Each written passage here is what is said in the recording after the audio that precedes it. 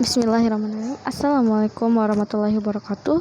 Perkenalkan, nama saya Asia Safinatun Najah dari Pengendalian Kualitas Statistika kelas A. Yang akan saya bacakan sekarang itu jurnal yang berjudul Studi Standarisasi Variabel dalam Analisis Cluster.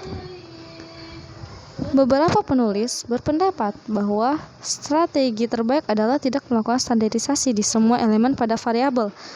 Sebaliknya, standarisasi harus terjadi dalam klaster pada setiap variabel. Posisi ini telah diambil oleh beberapa ilmuwan. Sejumlah penulis telah memberikan derivasi pendek atau ilustrasi grafis yang menunjukkan bahwa variabilitas total tidak hanya fungsi varians dan cluster, tetapi juga jarak antara rata-rata cluster. Dimasukkannya jarak yang terakhir mengacaukan proses standarisasi yang berfungsi untuk mengurangi pemisahan yang jelas antara cluster. Lalu, standarisasi juga memiliki beberapa bentuk.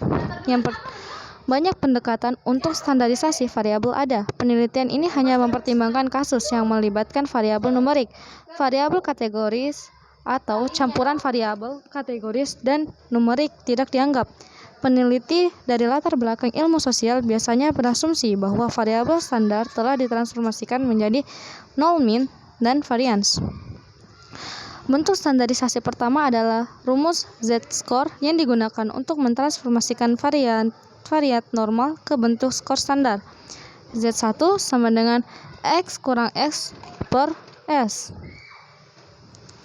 di mana X adalah nilai data asli dan X dan S masing-masing adalah min sampel dan simpangan baku. Variabel yang ditransformasikan akan memiliki min 0,0 dan varian 1,00. Transformasi telah diusulkan oleh banyak penulis termasuk Dubas dan Giant.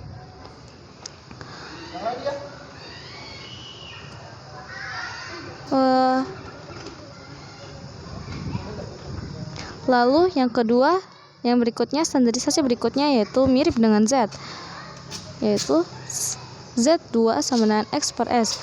Rumus Z2 akan menghasilkan variabel yang ditransformasikan dengan varian 1,00 dan min yang ditransformasikan sama dengan X per S.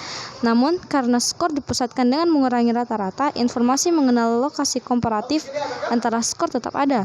Dengan demikian, Z2 tidak akan mengalami masalah hilangnya informasi tentang centroid cluster seperti yang terjadi pada Z1.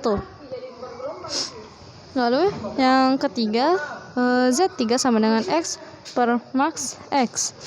Jika semua nilai lebih besar atau sama dengan 0, maka variabel yang ditransformasikan bertindak sebagai ukuran proporsional dengan semua skor jatuh antara 0,0 dan 1,0. Rata-rata dan simpangan baku yang ditransformasikan adalah X per max X dan S per max X. Masing-masing meskipun batas atas 1,00 diperoleh di setiap kumpulan data, nilai pengamatan terendah mungkin lebih besar dari 0,0. Perhatikan bahwa Z3 tidak akan menghasilkan varians konstan di seluruh variabel yang diubah. Faktanya, Z3 membiarkan variabilitas relatif.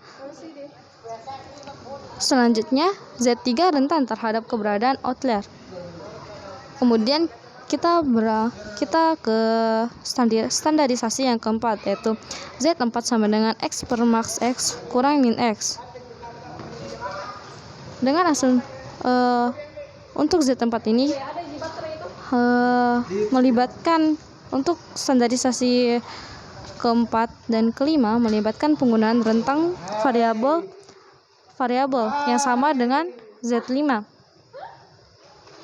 Dengan asumsi nilai non-negatif, standarisasi Z1 dibatasi oleh 0,0 dan 1,0 dengan setidaknya satu nilai yang diamati pada masing-masing titik akhir ini. Formula Z4 tidak dibatasi dengan cara ini dan biasanya tidak akan berperilaku sebagai proporsi. Rata-rata yang ditransformasikan adalah X max X kurang min X untuk Z4 dan X min X per max X kurang min X untuk Z5.